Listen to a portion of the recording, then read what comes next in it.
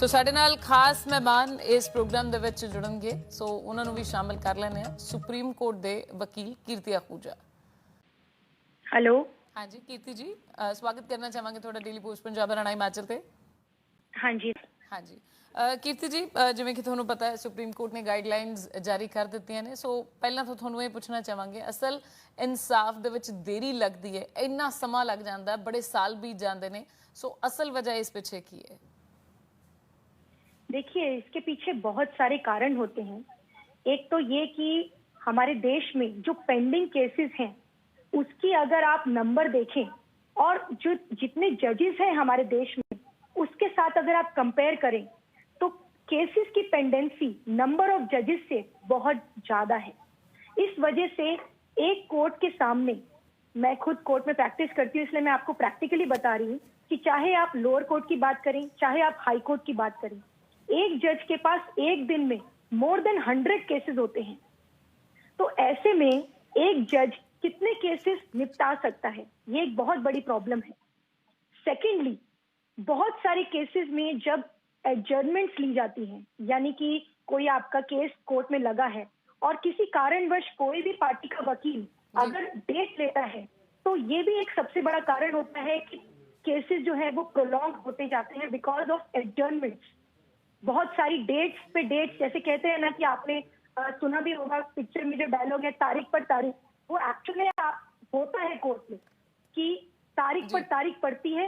और जैसा कि अभी ऑनरेबल सुप्रीम कोर्ट ने भी इस जजमेंट में कहा है कि 43 इयर्स हो गए इस केस को और अभी तक इस केस पे फाइनल निर्णय नहीं आया है। And I must tell you, ये सिर्फ एक केस नहीं है, ऐसे लाखों केसेस हैं जो कि सालों से पेंडिंग पड़े हुए हैं और उसमें भी तारीख पर तारीख पड़ रही है। तो इसके पीछे बहुत सारी जो कारण है वो खुद ऑनरेबल सुप्रीम कोर्ट ने भी डिस्कस किए हैं और उन कारणों का जो उपाय है यानी उसका जो सॉल्यूशन है उसके लिए ऑनरेबल सुप्रीम कोर्ट ने गाइडलाइंस भी दी। बिल्कुल कीर्ति, थोड़े वालों समझना चाहांगे, तुसीं जੱਜਾਂ ਦੀ ਗਿਣਤੀ ਦੀ ਗੱਲ ਕੀਤੀ, ਬਹੁਤ ਘੱਟ ਹੈ ਜਿੰਨੇ ਜੱਜ ਹੋਣੇ ਚਾਹੀਦੇ ਸੀ। ਕਈ ਵਾਰੀ ਤਾਂ ਅਸਾਮੀਆਂ ਯਾਨੀ ਕਿ ਕੁਰਸੀਆਂ ਭਰੀਆਂ ਹੀ ਨਹੀਂ ਜਾਂਦੀਆਂ। ਭਾਰਤ ਦੇ ਵਿੱਚ 10 ਲੱਖ ਦੇ ਪਿੱਛੇ 14 ਜੱਜ ਨੇ। ਜੇਕਰ ਇਹੋ ਗੱਲ ਬਾਹਰਲੇ ਮੁਲਕਾਂ ਦੀ ਕਰੀਏ, ਵਿਦੇਸ਼ਾਂ ਦੀ ਕਰੀਏ, ਤਾਂ ਯੂਰਪ ਦੇ ਵਿੱਚ 10 ਲੱਖ ਦੇ ਪਿੱਛੇ 210 ਤੇ ਅਮਰੀਕਾ ਦੇ ਵਿੱਚ 150 ਜੱਜ ਨੇ। ਤੁਹਾਨੂੰ ਨਹੀਂ ਲੱਗਦਾ ਕਿ ਇੱਥੇ ਗਿਣਤੀ ਬਹੁਤ ਘੱਟ ਹੈ ਤਾਂ ਇਨਸਾਫ ਕਿਵੇਂ ਮਿਲੇਗਾ ਜੇ ਇੱਕ ਜੱਜ ਕੋਲ 100 ਤੋਂ ਵੱਧ ਹੀਅਰਿੰਗ ਹਰ ਰੋਜ਼ ਹੋਵੇ? बिल्कुल बिल्कुल, आपने बिल्कुल सही कहा है। आप खुद ही कंपैरिजन कीजिए कि अगर इतने कम जजेस पर इतने ज्यादा केसेस पेंडिंग हैं तो कैसे निपटारा हो सकता है। आप सोचिए कि एक जज भी एक नॉर्मल इंसान ही है, he is also an human being. So एक ह्यूमन बीइंग कितना केसेस को मैनेज कर सकता है, क्या खत्म हो सकती है। और एक केस में आप देखिए कि जब हियरिंग शुरू होती है, जब कोई भी केस कोर्ट में चलता है तो उसमें एविडेंस रिकॉर्ड होता है। एविडेंस रिकॉर्ड का मतलब होता है कि उस समय चीफ एग्जामिनेशन होगा विटनेस का, क्रॉस एग्जामिनेशन होगा। तो अगर आप देखें कि एक केस अगर शुरू होता है किसी दिन तो वो उस दिन पूरा दिन क्रॉस एग्जामिनेशन चल सकती है। तो ऐसे में एक जज तो सिर्फ एक ही केस को निपटा पाया है और वो भी सिर्फ एक विटनेस के लिए, तो कैसे पेंडेंसी खत्म हो सकती है। 100 केसेस लाइन में लगे हैं, आप एक केस में अगर एविडेंस लेते हैं तो बाकी केसेस का एविडेंस नहीं हो सकता है। तो इसीलिए ये बहुत जरूरी है कि जजेस की जो क्वांटिटी है वो बढ़ाई जाए and not just at the high court level, lower courts में बहुत जरूरी है।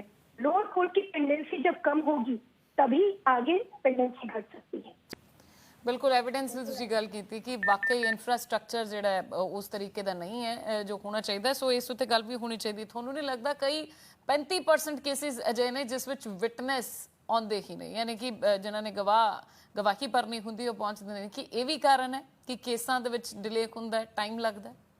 बिल्कुल बिल्कुल, ये बहुत बड़ा कारण है और ये तो स्पेसिफिकली ट्रायल को डिले करने के लिए, कोई भी केस को लंबा लटकाने के लिए ये सबसे बड़ी टैक्टिक होती है। एज अ लॉयर मैं आपको बताऊं तो सबसे ज्यादा बड़ी जो टेक्निक होती है कि केस को कैसे लंबा किया जाए वो यही होता है कि विटनेस नहीं आया। अगर विटनेस को ही नहीं लाया गया कोर्ट में तो उस दिन ऑब्वियस है कि एविडेंस नहीं रिकॉर्ड हो सकता, तो डेट ही पड़ेगी और मैक्सिमम टाइम इसी वजह से पड़ती है। और इस बात के ऊपर ऑनरेबल सुप्रीम कोर्ट ने डिस्कस किया है। ऑनरेबल सुप्रीम कोर्ट ने जो गाइडलाइंस दी हैं, 11 गाइडलाइंस दी हैं, अभी रिसेंटली जो ऑनरेबल रविंद्र भट्ट एंड अरविंद कुमार जो जज हैं उन्होंने जो जजमेंट दी है उसमें उन्होंने कहा है कि कोर्ट ने रिकॉर्ड करना है रीजन बिल्कुल कि क्यों एडजर्नमेंट ली जा रही है।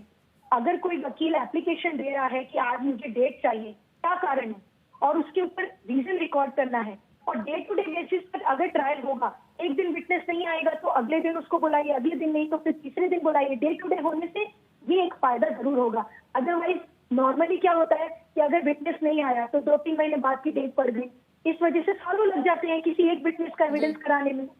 तो ये एक बहुत बड़ा रीजन है जो आपने अभी पूछा। कीर्ति जी, सोल्यूशन की हो सकता है, कारण की विटनेस नहीं पहुंचता ਜਾਂ ਇਸ ਤੋਂ ਬਾਅਦ ਜੇ ਇਦਾਂ ਦੀਆਂ ਪ੍ਰੋਬਲਮਸ ਆਉਂਦੀਆਂ ਨੇ, ਸੋਲੂਸ਼ਨ ਕੀ ਹੋ ਸਕਦਾ ਕਿ ਇਦਾਂ ਨਹੀਂ ਹੋ ਸਕਦਾ ਇੰਨੀ ਹੀਅਰਿੰਗ ਦੇ ਵਿੱਚ ਹੀ ਇਹ ਕੇਸ ਖਤਮ ਹੋ ਜਾਣਾ ਚਾਹੀਏ, ਇਦਾਂ ਦਾ ਕੁਝ ਹੋਣਾ ਚਾਹੀਦਾ? सी देखिए, प्रोविजंस तो है लॉ में। अगर कोई विटनेस पेश नहीं होता है तो लॉ ये कहता है कि कोर्ट सम्मन कर सकती है ऐसे विटनेस को जो प्रोड्यूस नहीं किया जा रहा है। और ऑनरेबल सुप्रीम कोर्ट ने भी इसमें डिस्कस किया है कि सभी डिस्ट्रिक्ट और तालुका लेवल्स पे सारे कोर्ट्स ने प्रॉपर एग्जीक्यूशन ऑफ सम्मन्स का ध्यान देना है कि किसी विटनेस को अगर सम्मन भेजा जाता है तो उसका एग्जीक्यूशन प्रॉपर हो रहा है कि नहीं हो रहा है। तो ये सॉल्यूशन ऑनरेबल सुप्रीम कोर्ट ने दिया है, जिससे कि मुझे लगता है आने वाले दिनों में अगर ये एग्जीक्यूट प्रॉपर तरीके से होता है तो बहुत बड़ा एक फर्क आएगा। बिल्कुल, बट ये बात है कि प्रैक्टिकली होना चाहिए। बिल्कुल प्रैक्टिकली होना चाहिए, फर्क भी होना चाहिए, इंसाफ भी जल्दी मिलना चाहिए, ताइयों कानून के उत्ते भरोसा ਜਿਹੜਾ ਹਜੇ ਘੱਟ ਹੈ ਉਹ ਦੁਬਾਰਾ ਤੋਂ ਵੱਜੇਗਾ। ਹੋਰ ਕਾਲਰ ਬਣੇ ਹੋਏ ਨੇ। ਸਤਿ ਸ਼੍ਰੀ ਅਕਾਲ ਜੀ। ਸਤਿ ਸ਼੍ਰੀ ਅਕਾਲ ਜੀ। ਹਾਂਜੀ, ਕਿੱਥੋਂ ਬੋਲ ਰਹੇ ਹੋ ਤੁਸੀਂ, ਕੀ ਨਾਮ ਹੈ? ਰਕੇਸ਼ ਕੁਮਾਰ ਜੀ। ਜੀ ਰਾਕੇਸ਼ ਜੀ, ਕੀ ਕਹਿਣਾ ਚਾਹੁੰਦੇ ਹੋ? ਮੇਰੇ ਕਹਿਣ ਦਾ ਮਤਲਬ ਇਹ ਹੈ ਮੈਡਮ ਜੀ, ਜਦੋਂ ਤੱਕ ਕੇਸ ਚੱਲਦਾ ਹੈ ਗਵਾਹ ਉਸ ਤੋਂ ਪਹਿਲਾਂ ਖਤਮ ਕਰ ਦਿੱਤੇ ਨੇ ਮੈਡਮ ਜੀ। ਜਿੰਨਾ ਲੰਮਾ ਕੇਸ ਚੱਲਦਾ ਗਵਾਹ ਪਹਿਲਾਂ ਖਤਮ ਕਰ ਦਿੰਦੇ ਮੈਡਮ ਜੀ। ਕੇਸ ਨੂੰ ਜਿੰਨਾ ਲੌਂਗ ਟਾਈਮ ਲੈਂਦੇ ਜੱਜ ਸਾਹਿਬ, ਗਵਾਹ ਪਹਿਲਾਂ ਖਤਮ ਕਰ ਦਿੱਤੇ ਨੇ ਮੈਡਮ ਜੀ। ਤੇ ਇਨਸਾਫ ਗਰੀਬ ਆਦਮੀ ਨੂੰ ਇਨਸਾਫ ਨਹੀਂ ਮਿਲ ਰਿਹਾ। ਬਿਲਕੁਲ। ਬਾਕੀ ਹੁਣ ਇਹ ਤਰੀਕ ਵਾਲਾ ਸਿਸਟਮ ਖਤਮ ਹੋਣਾ ਚਾਹੀਦਾ ਹੈ, ਕਿਉਂਕਿ ਭਾਰਤ ਦੀ ਜਨਤਾ ਵੀ ਕਹਿੰਦੀ ਹੈ ਕਿ ਵਾਕਈ ਇਹ ਸਿਸਟਮ ਜਿਹੜਾ ਇੰਨਾ ਲੰਬਾ ਸਟ੍ਰੈਚ ਹੁੰਦਾ ਹੈ ਉਸ ਵਿੱਚ ਜਿਹੜੀਆਂ ਪੇਚੀਦਗੀਆਂ ਨੇ ਉਹ ਖਤਮ ਹੋਣੀਆਂ ਚਾਹੀਦੀਆਂ ਨੇ। ਸੋ ਕਾਨੂੰਨ ਤਾਂ ਆਪਣਾ ਕੰਮ ਕਰ ਰਿਹਾ, ਸੋ ਹੋਰ ਵਧੀਆ ਤਰੀਕੇ ਨਾਲ ਕਰੇ। ਸ਼ੁਕਰੀਆ ਰਾਕੇਸ਼ ਜੀ ਕਾਲ ਕਰਨ ਦੇ ਲਈ। ਹੋਰ ਕਾਲਰ ਬਣੇ ਕੋਈ ਨੇ। ਸੋ ਲਗਾਤਾਰ ਕਾਲਰ ਸਾਡੇ ਨਾਲ ਬਣੇ ਹੋਏ ਨੇ। ਕੀਰਤੀ ਅਹੂਜਾ ਜੀ, ਤੁਹਾਨੂੰ ਵੀ ਕਹਿਣਾ ਚਾਹਾਂਗੇ ਕਿ ਲਗਾਤਾਰ ਕਾਲਰਸ ਤਾਂ ਜੁੜੀ ਰਹੇ ਨੇ, ਤੁਹਾਡੇ ਨਾਲ ਵੀ ਲਗਾਤਾਰ ਰਾਬਤਾ ਕਾਇਮ ਰੱਖਾਂਗੇ। ਰੁਕਾਂਗੇ ਇੱਕ ਛੋਟੇ ਜਿਹੇ ਬ੍ਰੇਕ ਦੇ ਲਈ, ਬ੍ਰੇਕ ਤੋਂ ਬਾਅਦ ਚਰਚਾ ਇਸੇ ਤਰ੍ਹਾਂ ਜਾਰੀ ਰਹੇਗੀ।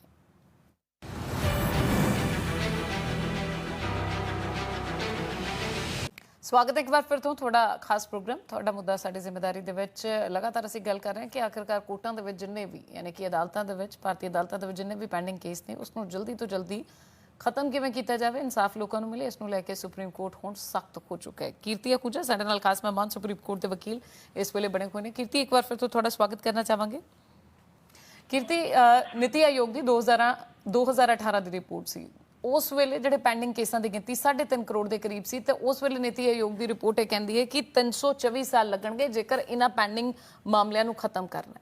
ਸੋ 2018 ਦੇ ਵਿੱਚ ਤਾਂ ਹੁਣ ਗਿਣਤੀ 5 ਕਰੋੜ ਦੇ ਲਾਗੇ ਜਾ ਗਿਆ, ਹੁਣ ਤਾਂ ਬਹੁਤ ਸਾਰੇ ਸਾਲ ਲੱਗ ਜਾਣਗੇ। ਸੋ ਇਹ ਆંકੜਾ ਲਗਾਤਾਰ ਵੱਧਦਾ ਹੀ ਜਾ ਰਿਹਾ। ਸੋ ਇਹਨਾਂ ਚੀਜ਼ਾਂ ਨੂੰ ਖਤਮ ਕਰਨ ਦੇ ਲਈ ਕੀ ਕੁਝ ਹੋਣਾ ਚਾਹੀਦਾ? जी बिल्कुल, आप 2018 का आंकड़ा बता रहे हैं, अभी 2023 खत्म होने वाला है, तो आप सोचिए कि कितनी ज्यादा पेंडेंसी बढ़ चुकी होगी।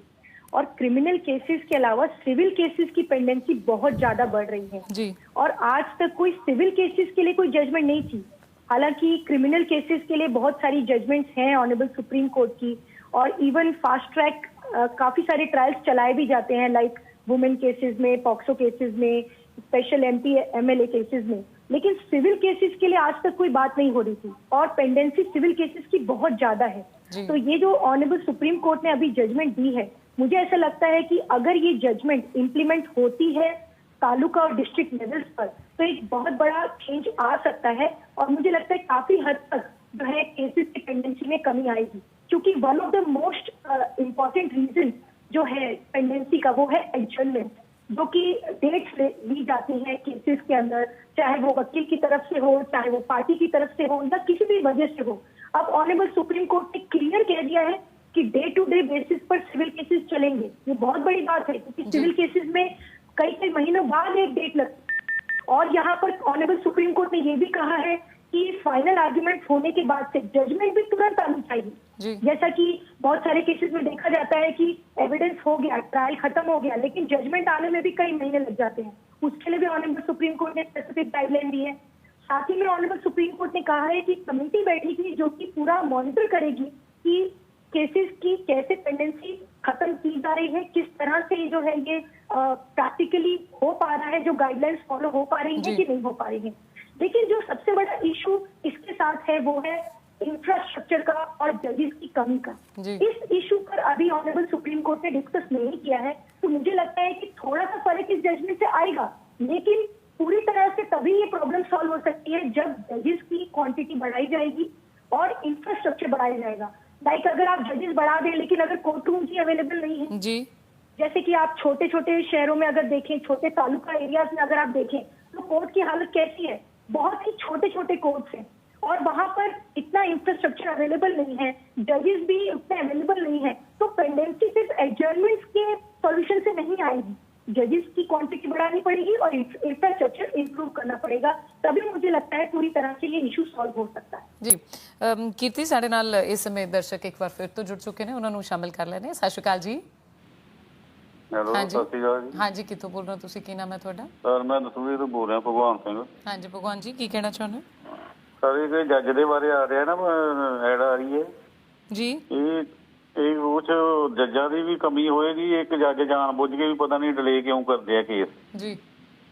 मेरी बेटी का तलाक होया ते उन्हां दा एक बच्चा ही जी ते उन्हां दा डिवोर्स हो गया जी ते उन्हां दा पासपोर्ट बनाना है ते कस्टडी दा मंग रहे पासपोर्ट ते लड़के वालियां ने ओदा एफिडेविट भी दिता है ते सब कुछ क्लीयर निबड़िया ते तां भी डेटां पाई जांदे ने, कस्टडी नहीं दे रहे, पता नहीं क्यों ये इदां करदे ने जी। तो जो केस ने बच्चों का बच्चे का भविख बारे सोचना चाहिए, उन्हें क्लीयर करके निबेड़ना चाहिए। बिल्कुल बिल्कुल, कस्टडी देनी चाहिए, ऐदा ही होना चाहिए, पर ऐदा हो नहीं रहा। सो इसनूं ठीक करन दे लई सुप्रीम कोर्ट दे वल्लों गाइडलाइंस जारी कीतीआं गईआं ने। शुक्रिया कॉल करन दे लई। एक होर कॉलर साडे नाल बने होए ने। सत श्री अकाल जी। हाँ जी, हाँ जी, कित्थों बोल रहे हो तुसीं, की नाम है तुहाडा? मैं जलंधर तो बोल रही जी। जी, की कहना चाहुंदे हो? मेरा जी इस तरह मैं रिटायर्ड डिफेंस अफसर जी मैं रिटायर होने तो बाद 6 साल हो गया जी। मैं अपने को इतने फाइनेंस कंपनी है इतने जलंधर जी, वो डिपॉजिट कराए सी कुछ पैसे जी, तो वो भी मेरा कलीग ही सीगा डिफेंस अफसर रिटायर्ड आ, मगर जो मैं उनको पैसे मंगे उन्हें पैसे दिते नहीं, कहना बिल्कुल नहीं दे रहे जी। हुण बथेरा इधर उधर मतलब क्या मैं सारे मगर वकील मैंने कंज्यूमर कोर्ट केस करना पिया। 6 साल हो गए यार, वो हर स्टेज ते ओदा डिसमिस होया केस जी, स्टेट लेवल ते, डिस्ट्रिक्ट लेवल ते, स्टेट लेवल ते, नेशनल लेवल ते, मगर उस तो बाद ओदा कोई इंप्लीमेंट नहीं हो रही। मुड़ के फिर तरीक पाई जांदा, कोई एप्लीकेशन पा दिंदा, मुड़ के फिर अगे केस चल पैंदा, मुड़ के फिर उसी सर्कल ते चली जांदा जी। कोई उत्ते कोई एक्शन नहीं ले रहे। ठीक है। कीर्ति जी, ਤੁਸੀਂ ਸੁਣਿਆ ਹੋਵੇਗਾ ਲਾਸਟ ਕਾਲਰ ਜਿਹੜੇ ਸੀ ਉਹਨਾਂ ਨੇ ਦੱਸਿਆ ਕਿਵੇਂ ਉਹਨਾਂ ਦਾ ਪੈਸਾ ਫਸਿਆ ਔਰ ਬਾਅਦ ਵਿੱਚ ਕੰਜ਼ਿਊਮਰ ਕੋਰਟ ਦੇ ਵਿੱਚ ਹੋ ਗਏ। ਇਹਨਾਂ ਕੇਸਿਸ ਦੇ ਵਿੱਚ ਕੀ ਹੋਵੇ ਅੱਗੇ ਜਾਂ ਜਲਦੀ ਇਹਨਾਂ ਨੂੰ ਇਨਸਾਫ ਮਿਲੇ, ਸੋ ਕੀ ਹੋ ਸਕਦਾ ਹੈ? कंज्यूमर कोर्ट के केसेस भी एज सच सिविल मैटर में ही जाने जाएंगे और ऑनरेबल सुप्रीम कोर्ट ने जो अभी ये जजमेंट पास की है ये सिविल मैटर्स के लिए ही बेसिकली की है जी। तो सिविल मैटर्स के लिए जितने भी सिविल मैटर्स हैं, जिस भी तरह के आपके कोई भी दीवानी वाद, तो उसमें ये सारी गाइडलाइंस लागू होंगी। अब डिले क्यों हो रहा है इसमें कि वकील डेट ले लेता है या फिर उस दिन कुछ हियरिंग नहीं हुई या आपका मैटर जो है वो पहुंचा नहीं, आपका जो सीरियल नंबर पहुंचा नहीं, इस वजह से हो गया, डेट पड़ गई, तो उन्हीं सब चीजों को कवर करने के लिए ऑनरेबल सुप्रीम कोर्ट ने प्रॉपर डिस्कस किया है। उन्होंने भी यही डिस्कस किया है कि क्यों ऐसा हो रहा है। उनके सामने भी ये मैटर आया कि 43 इयर्स का डिले हो गया था, बिल्कुल वो भी एक प्रॉपर्टी का मैटर था, सिविल मैटर था। तो कोर्ट ने देखा कि 43 इयर्स यानी कि कितनी डेट्स इसमें केस में पड़ी हैं। तो उन्होंने जब पूरा इसमें डिटेल डिस्कशन किया तब उन्होंने देखा कि एडजर्नमेंट्स काफी पड़ी इसके अंदर, बहुत सारी डेट्स ली गई जिन डेट्स पर कुछ भी कार्रवाई नहीं हुई जी। इसीलिए ऑनरेबल सुप्रीम कोर्ट ने ये जजमेंट दी कि अगर कोई वकील एडजर्नमेंट डालता है तो वो प्रॉपर कोई रीजन होना चाहिए तो ही उस पे कोर्ट एडजर्नमेंट अलाउ करेगी, अदरवाइज एडजर्नमेंट नहीं मिलेगी और डे टू डे बेसिस पर हियरिंग होगी।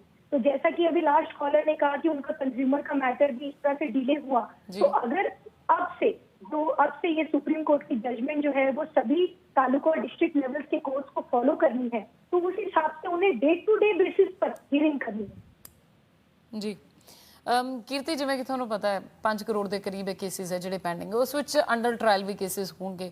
ਤੁਹਾਨੂੰ ਨਹੀਂ ਲੱਗਦਾ ਮਨੁੱਖੀ ਅਧਿਕਾਰਾਂ ਦੀ ਵਾਇਲੈਂਸ ਹੁੰਦੀ ਹੈ? ਕਿਉਂਕਿ ਕਈ ਸਾਲ ਤਾਂ ਉਹ ਜੇਲ੍ਹਾਂ ਦੇ ਵਿੱਚ ਹੀ ਬੰਦ ਹੁੰਦੇ ਨੇ, ਔਰ ਜਦੋਂ ਤੱਕ ਉਹਨਾਂ ਦੀਆਂ ਤਰੀਕਾਂ ਆਉਂਦੀਆਂ ਨੇ ਉਦੋਂ ਤੱਕ ਕਈ ਸਮਾਂ ਲੱਗ ਜਾਂਦਾ, ਉਹਦੇ ਵਿੱਚ ਕਈ निर्दोष भी ਹੁੰਦੇ ਨੇ। बिल्कुल, ये तो बहुत ही बड़ा मुद्दा है हमारे देश में अंडर ट्रायल्स का। आपने अभी रिसेंटली एक केस भी सुना होगा उत्तर प्रदेश का, जिसमें एक कितने सालों तक वो जेल में बंद रहा, उसके ऊपर रेप का केस चला और बाद में उसका एक्विटल हो गया। बिल्कुल, कितने साल उसके जीवन के बर्बाद हो गए, क्यों? Because of delay in justice. अगर ट्रायल कोर्ट में जल्दी मैटर चला होता, उसके बाद जो है जजमेंट जल्दी आई होती, तो वो व्यक्ति के इतने जीवन के जो साल है वो वेस्ट नहीं होते। उसकी इतनी जिंदगी को कौन लौटाएगा? उसके जीवन के जो इतने साल जेल में गए उसको कौन लौटाएगा? तो ये सिर्फ एक व्यक्ति की कहानी नहीं है, ऐसे बहुत सारे अंडर ट्रायल हैं जिनका केस कोर्ट में पेंडिंग पड़ा हुआ है और वो जेल में है और उनकी सुनवाई नहीं हो रही है। और इसीलिए सबसे ज्यादा इम्पोर्टेंट, देखो अगर आप देखें कि सिविल मैटर से भी ज्यादा इम्पोर्टेंट है अंडर ट्रायल्स का मैटर, बिकॉज सिविल मैटर्स तो फिर भी आपके जो है वो प्रॉपर्टी मैटर्स या पैसों के लेन देन के मैटर्स हो सकते हैं, लेकिन एक व्यक्ति जो जेल में बंद है उसके तो जीवन के कितने जो कीमती जो उसका जीवन है वो जेल में जा रहा है, और बाद में जाके अगर वो एक्विट हो जाता है तो वो जो नंबर ऑफ ईयर्स उसने जेल में बिताया है वो कौन लौटा सकता है? नोबडी कैन रिटर्न दैट, कोई भी वो लौटा नहीं सकता। तो अंडर ट्रायल्स का मुद्दा तो बहुत बड़ा है और काफी बार ऑनरेबल सुप्रीम कोर्ट ने इसके ऊपर बात भी की है। ऑनरेबल हमारे जो चीफ जस्टिस है ऑनरेबल चंद्रचूड़ साहब, उन्होंने भी अभी रिसेंटली ये बात उठाई है कि अंडर ट्रायल्स का हमारे देश में बहुत बड़ा मुद्दा है और वो सॉल्व होना चाहिए। और इसके लिए सिर्फ एक एजेंसी नहीं, यानी कि लोअर कोर्ट से लेकर सुप्रीम कोर्ट तक सभी कोर्ट्स को इसमें बहुत विजिलेंट होना पड़ेगा। हर स्टेट के हाई कोर्ट में देखना चाहिए कि हमारे स्टेट में कितने अंडर ट्रायल्स हैं, उनका जो केस पेंडिंग है वो किस वजह से पेंडिंग है, उनके केस में क्यों पेंडेंसी है, क्या उनको कोई लीगल एड की कमी है या फिर कोई लॉयर उनको अवेलेबल नहीं हो रहा है या फिर कोई और रीजन है। वो सब रीजन स्टडी करने चाहिए और हर स्टेट की हाई कोर्ट में एक कमेटी बिठानी चाहिए जो कि अंडर ट्रायल्स के लिए स्पेशल हो।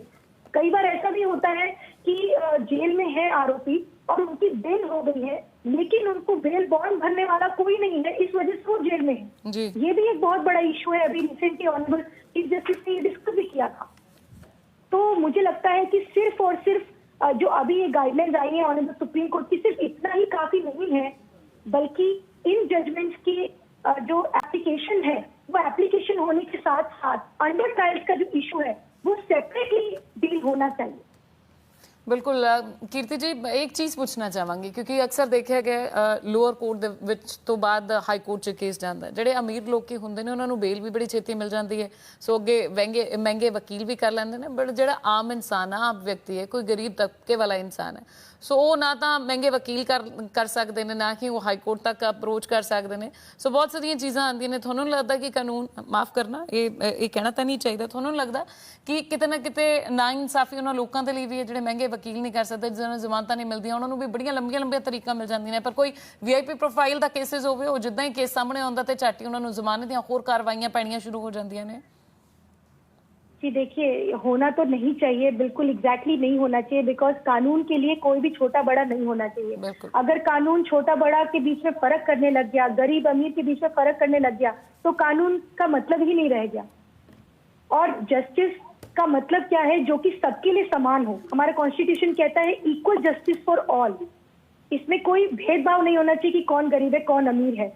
और मैं आपको ये बताना चाहती हूँ कि हमारे देश में लीगल एड का प्रोविजन है जी, कि जो वकील नहीं कर सकते हैं, जो कोई गरीब इंसान है या कोई व्यक्ति है जो कि वकील हायर नहीं कर सकता है, तो उसके लिए प्रोविजन है हमारे लॉ में कि आप एक एप्लीकेशन अगर देते हैं कोर्ट में या फिर डिस्ट्रिक्ट लीगल सर्विसेज अथॉरिटी के पास में कि मुझे वकील चाहिए, मैं वकील खुद नहीं कर सकता हूँ, तो कोर्ट आपको वकील करके देगी।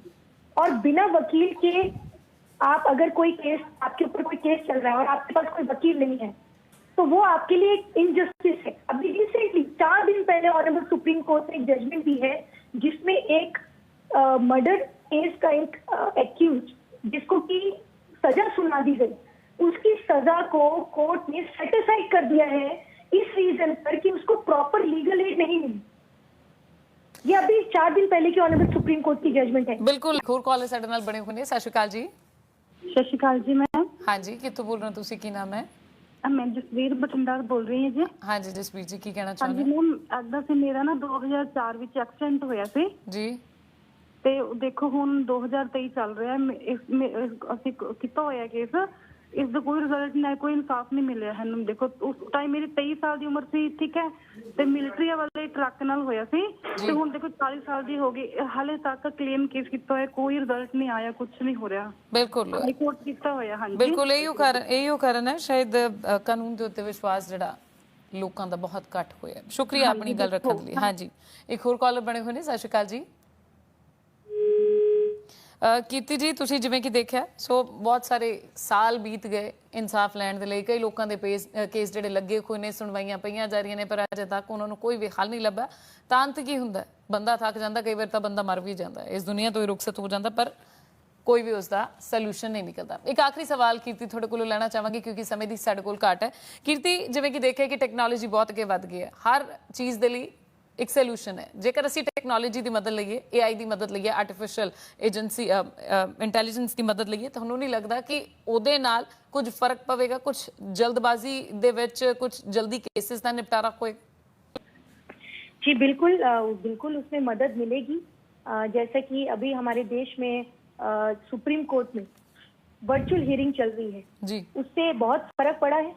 क्योंकि कई बार क्या होता है कि कोई लॉयर अगर नहीं पहुंच पाता है तो वो VC से ज्वाइन कर सकता है वर्चुअल हियरिंग से।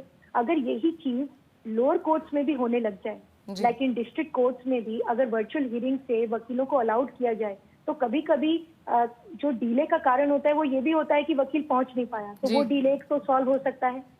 सेकेंडली, आप जो भी एविडेंस रिकॉर्ड करते हैं, जो भी किसी विटनेस का एविडेंस रिकॉर्ड करते हैं, उसमें भी AI बहुत मदद कर सकता है, उसमें स्पीडी एविडेंस रिकॉर्ड करने में, उसके बाद से जजमेंट को रिकॉर्ड करने में। तो AI काफी जगहों पर हेल्प कर सकता है स्पीडी डिलीवरी ऑफ जस्टिस में।